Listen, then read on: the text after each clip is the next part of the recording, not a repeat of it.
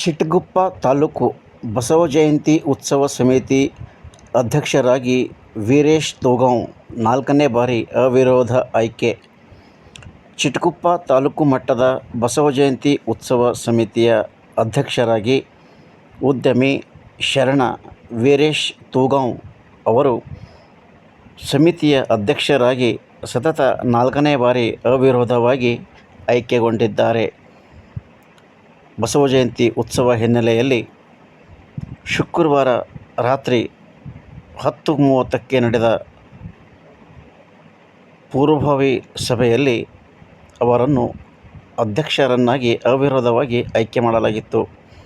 ಈ ಸಂದರ್ಭದಲ್ಲಿ ಮಲ್ಲಿಕಾರ್ಜುನ್ ಪಾಟೀಲ್, ಸಚಿನ್ ಮಠಪತಿ ಸೇರಿದಂತೆ ಅನೇಕ ಜನ ಗಣ್ಯರು ಹಾಜರಿದ್ದರು.